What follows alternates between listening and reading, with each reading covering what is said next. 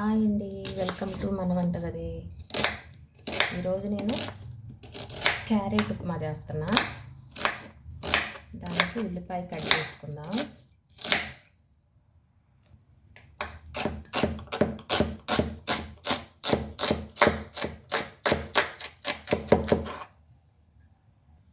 తర్వాత పచ్చిమిర్చి,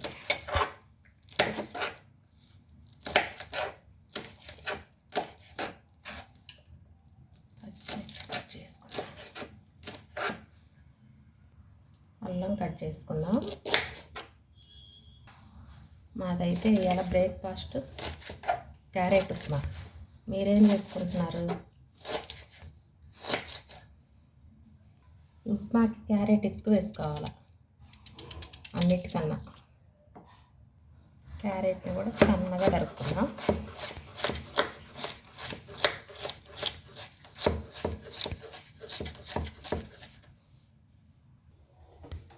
ముందుగా ప్యాన్ పెట్టుకొని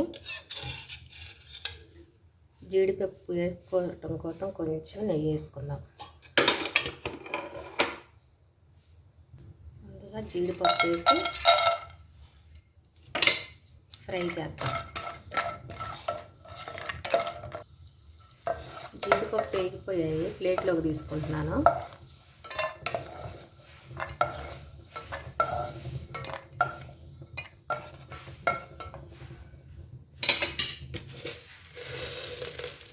ఇప్పుడు పోపు దినుసులు వేసుకుంటున్నాను.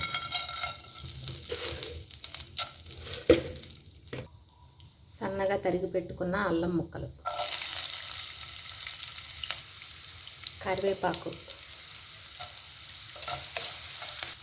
కట్ చేసి పెట్టుకున్న పచ్చిమిర్చి, సన్నగా తరిగి పెట్టుకున్న ఉల్లిపాయ ముక్కలు,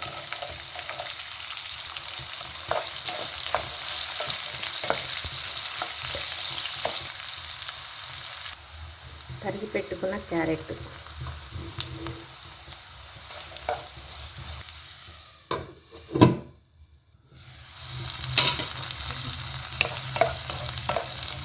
ముక్కల్ని బాగా మగ్గనిద్దాం.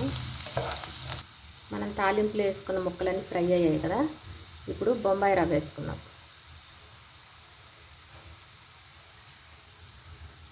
దీన్ని కూడా కొంచెం ఆయిల్లో ఫ్రై అవ్వనివ్వాలి.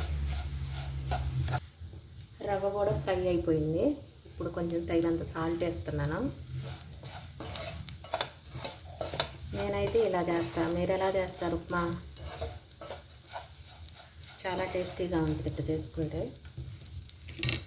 ఇప్పుడు తగినంత వాటర్ వేసుకుందాం.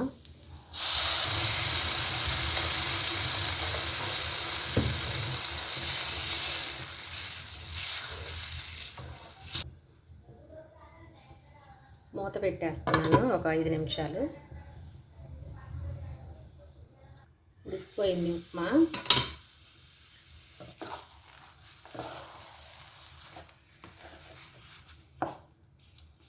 ఇప్పుడు ముందుగా వేపి పెట్టుకున్న జీడిపప్పు, సన్నగా తరుక్కున్న కొత్తిమీర, కొంచెం నెయ్యి. ఇదేంటో తెలుసా? పంచదార.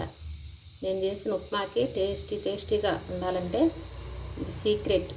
పంచదార వేస్తాను నేను ఎప్పుడు లాస్ట్లో. చాలా టేస్టీగా ఉంటుంది. సేమ్ ఇలానే మీరు కూడా ఒకసారి కొంచెం ఒక స్పూను పంచదార వేసుకుంటున్నాను. ఈ ఉప్మాకి చాలా టేస్టీగా ఉంటుంది పంచదార. మీరు కూడా ఒకసారి ఇలాగే ట్రై చేసి చూడండి. తినని వాళ్ళు కూడా తినేస్తారు ఉప్మాని. చాలా టేస్టీ.